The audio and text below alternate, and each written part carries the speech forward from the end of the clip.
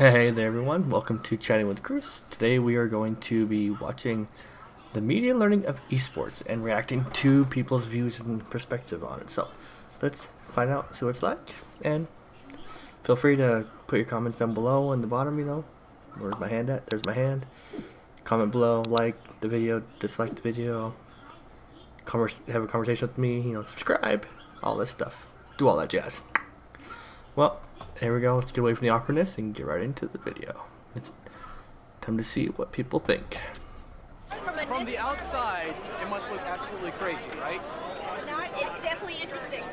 Oof. Esports, or competitive online multiplayer video games, have become So he's like, The owners of one of the dominant competitions turned over $1 billion last year alone, and part of that is driven by spectators, not just players.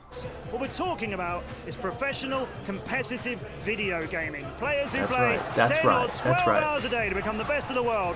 Over 50,000 people are going to come and watch them here this weekend at the Spodek Arena, and there's a predicted audience who are going to watch online of over 20 million people. And I'm laughing because... Yeah, to go with that, the viewership that people get from esports and stuff is ridiculous. Like, nowhere else can compete with it, really. Like, it trumps football, all that stuff. Just esports just came out of nowhere, just bam. It's like, here I am.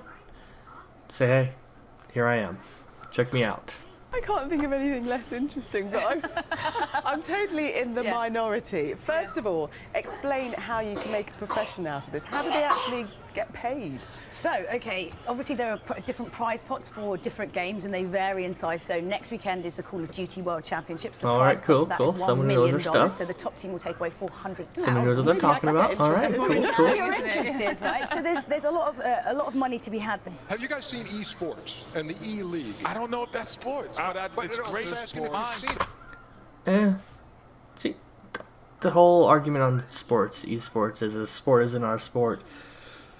People argue saying, no, it's not a sport because there's no physical exertion with it. You don't train physically for it. You don't have to run or catch or anything like that. You're just looking at a screen, moving your fingers with a controller or on a keyboard, going like this, moving your mouse, that type of stuff. People try to argue it.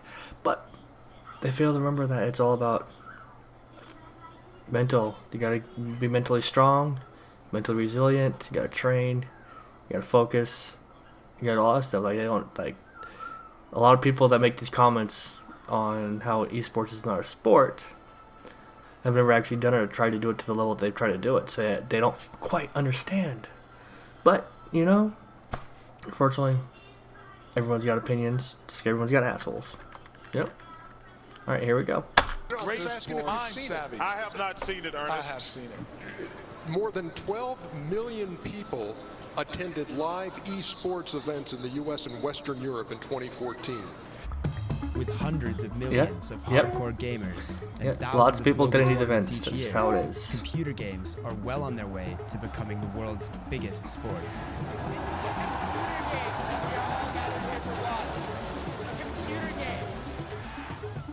And at the center of everything is a whole new breed of celebrity, the esports superstar. But he's no ordinary sportsman. Yep. See, people are going to be...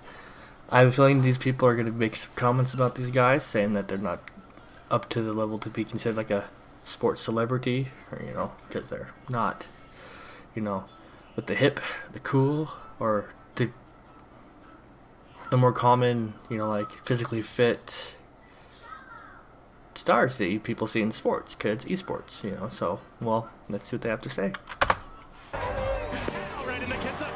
Big Daddy is one of a new breed, a professional computer gamer. Just like sports athletes, these guys all strive to be the best.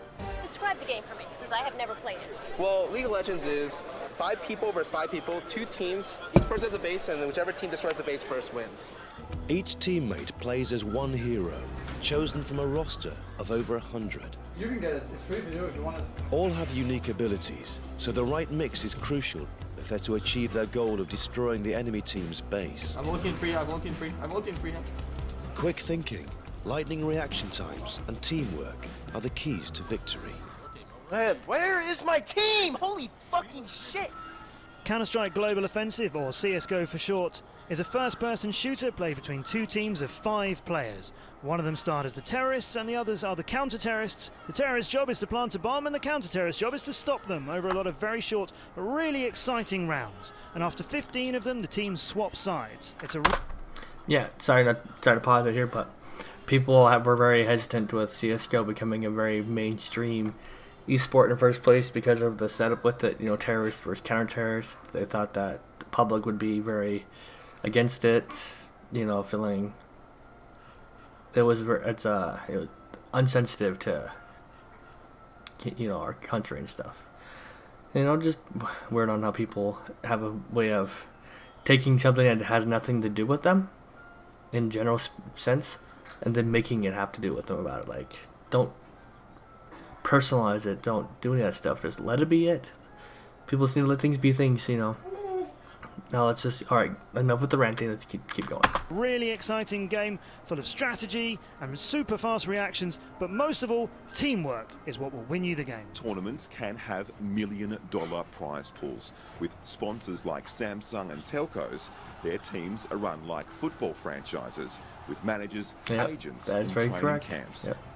Professional sports. Do you think video games are a sport? I was about to ask that. Yeah, I mean, you can, you know where I stand. A lot of people know I stand where with the athletes as professional athletes, and I'll debate that with anybody, or I'll have that conversation with anybody. Having been a professional athlete myself, getting to know them and watching what they do and how they train, and it's all consuming. Nice. So who's the Jordan of League of Legends? Well, I'd like to think he's on Echo Fox. Okay. Froggin, that's my guy. All right. So I'm not going to promote anybody but him. I had zero knowledge of the fact that... Yeah, see? There's somebody who's arguing that it takes some of the same or similar requirements to be a high-level athlete as it does, you know, sports for basketball, football, hockey, whatnot, as it does to do esports with a lot of, you know, mental focus with it. And the mental strain, exhaustion you have to go through with the training, the practice, the scrims, all of it, the whole 9 yards. You know, it's not a joke. It's a full-time thing. All right, let's see what these guys have to say. This will be interesting. This exists. You didn't know there were cyber athletes? My hand to God, I didn't know there were but my issue is it's still not a sport. Well, again, it's a game. You follow me what I'm saying here, Bernie? I do. Do you have any statistics on how many of those people are? See, I don't like how they say that. How it's not a sport, it's a game. Yeah, well, guess what? Basketball, it's a game.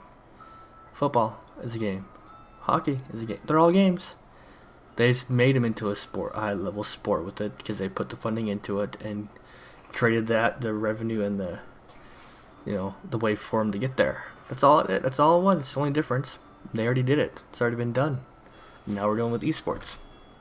Also go to Star Trek conventions?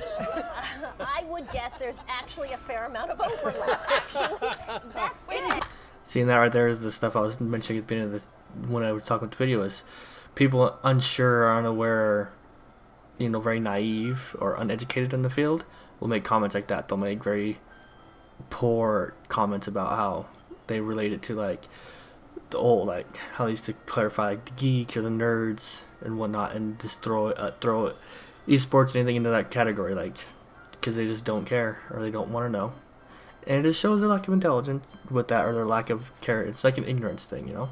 But it's, people say ignorance is bliss, but not in this situation. You're too young for Star Trek. There's strategy involved. You have to physically be able to do it. They're competing. Listen, is it a sport or not? I believe it's a sport. They get sports visas to enter the country. That's not a sport. That's not a That's sport. not a sport. It's not a real I want to talk about the 20 million people who are watching the damn thing. And the money they that got to they're be making. crazier than the ones big money to watch it. It's, You know, really? Yeah. But 8 hours a day, that can't be good. Yeah, I see that whole entire group, you know, they're just that old mindset that games are games, that's it. Like, computer games are nothing but something to do for a hobby or enjoyment or a waste of time. Either one of those three things, that's where it fits. But let's see. I like this lady. She seems to know what she's got, some stuff going on, know what's going on, and tries to defend it. So let's see what she has to say here. Good for you. Well, staring at a screen. Well, you know, to be honest with you, like in my job, I stare at a screen for pretty much 8 hours a day. I hope you have but breaks. a computer, you know, we all are pretty sedentary as it goes.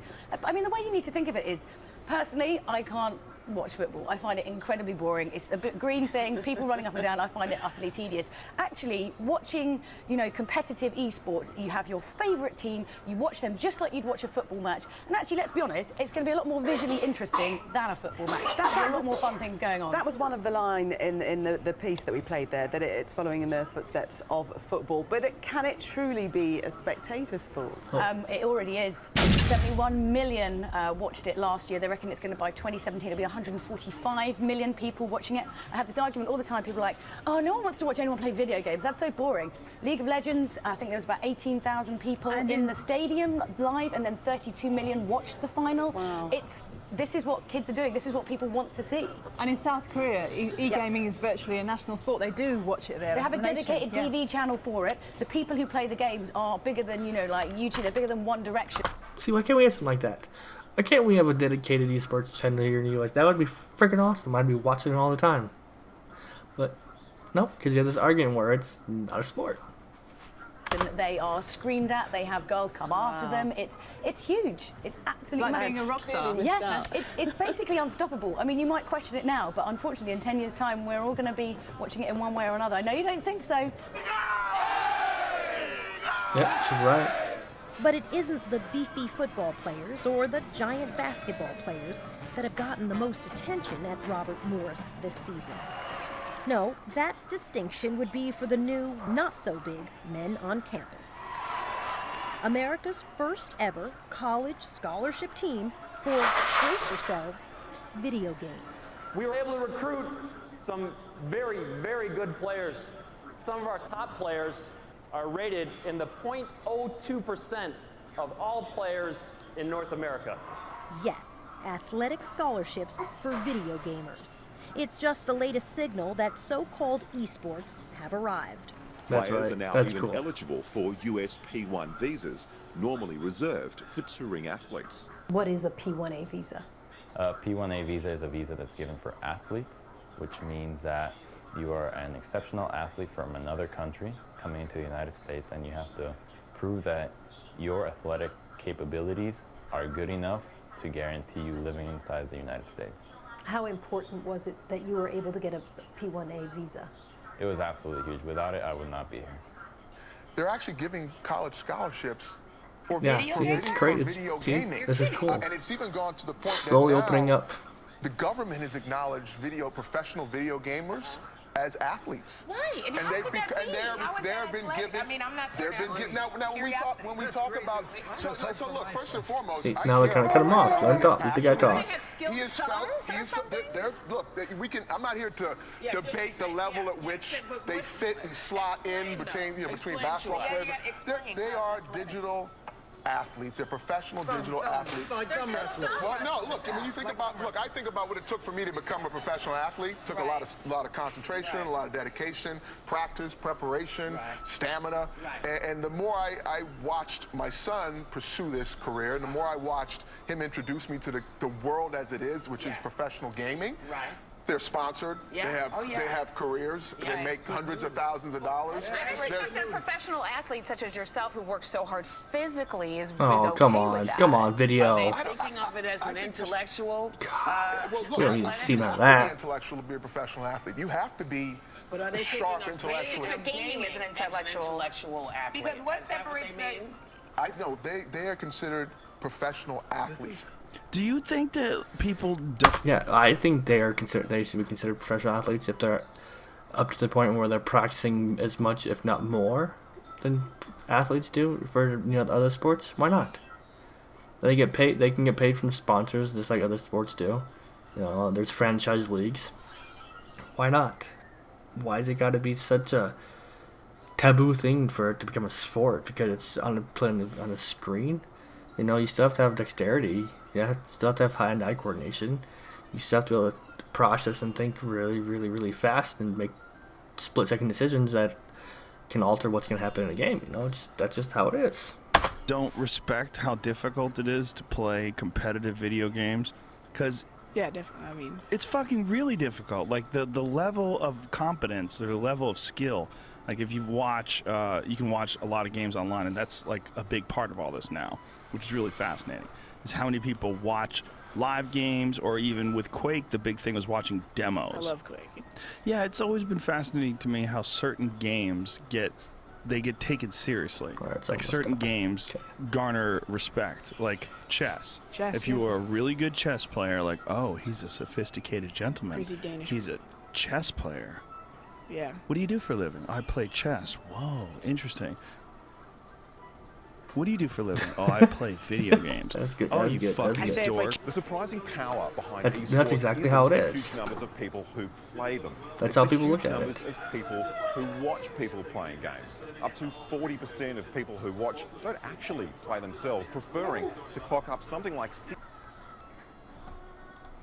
16 billion minutes watching others play on platforms such as Twitch. Yeah, in the that's 6 right. years since it was created, League of Legends was able to fill a stadium with 40,000 people, but there were 27 million more tuning in live from home. That's more than the audience of that same year's NBA Finals. Before it took over the world's stadiums, esports was already connecting hundreds of millions of people across the globe.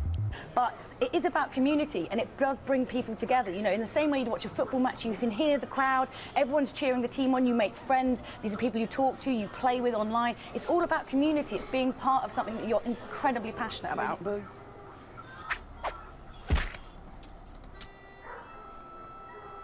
All right, guys. Let's see. And see how it is. People are so against accepting the fact that esport or digital gaming can be a sport, which it is. It's already proven that it is. They just need to accept it and open up to it and allow it. You know, understand that people can do it. Like, let's see you get on there and play at these levels, and then if you can do it, okay, cool. You can have your opinion on it and your view. If you can't, just keep it to yourself. Just keep it to yourself. We don't want to hear it. But anyways, thank you all for coming in and checking out my video. It's my first one in this long series of chatting with Cruce, where I react to different videos all in the esports scene. Maybe I might branch out a little bit more if you guys want to. Feel free to comment down below. We get that right? There we go. Comment down below on what you think I should, react to in the, future coming up. Next few videos. Give me some ideas. Also, which is it that way? Nope, that way. Up in the corner, you will see my socials up there. Feel free to go throw me some follows there. I like that. That Theta TV, cryptocurrency platform, streaming platform that I stream on. Discord, for my personal Discord, you want to jump in there where I do my gaming. You can chat all the time. Drop some ideas. I suck at pointing with this. I need to get better. My Twitter. Stay updated with me on everything. And my YouTube channel, which you're already on. But you can go check it out. Check my other videos. Alright. You guys all have a great.